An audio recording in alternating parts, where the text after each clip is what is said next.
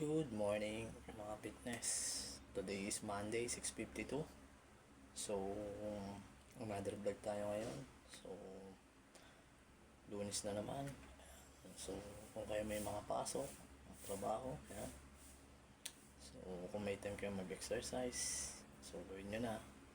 So, ang pag-uusapan natin mga fitness is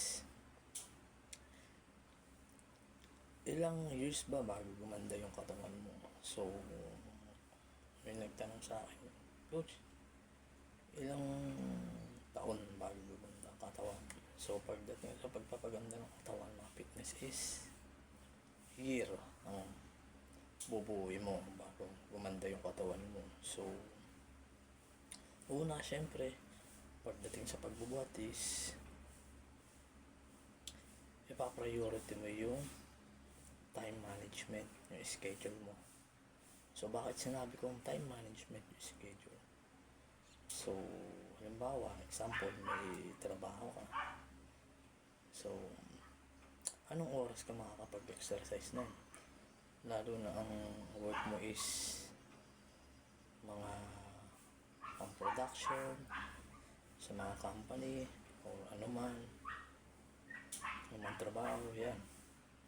So, syempre, yung time na yun, doon ka gagawa ng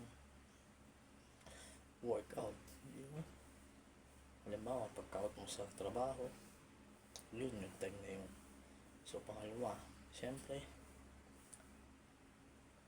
yung exercise. Ano yung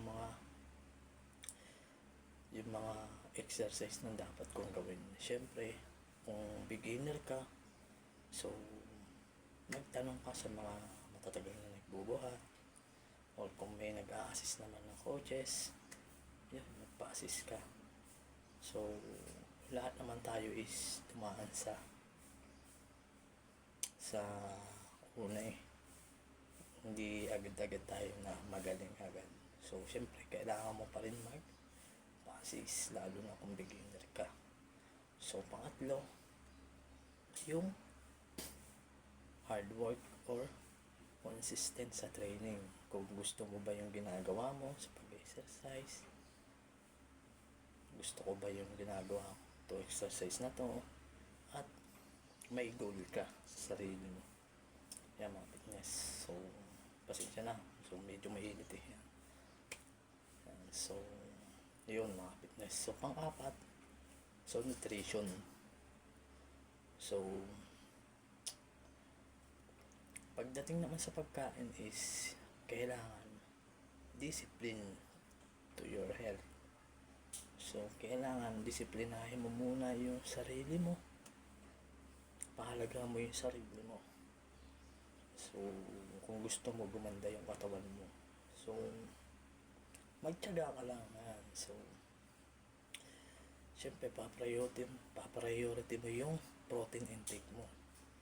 Yung mga high protein. So, kailangan din balance.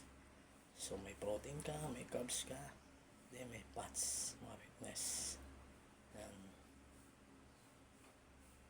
Mga fitness. So,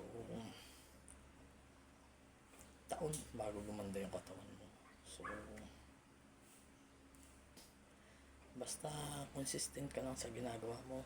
So, nakakapag-exercise ka ng active lifestyle. Pag 6 times kasi mga fitness is yan yung nasa super active. So, consistent yan. So, pag 5 beses ka nag-exercise is yan naman yung nasa active lifestyle. So, pagka yung mga 3 beses sa isang linggo, yan yung mga sedentary lifestyle. Pagka 2 beses, yan yung mga nasa opisina na nagtatrabaho. Yan, moderate mga pag 2 beses.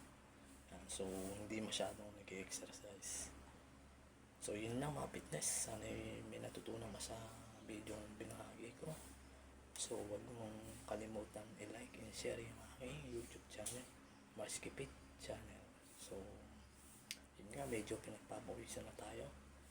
So, yan. So, nalabas na yung pawis ko dito sa baba. So, stay fit and healthy. So,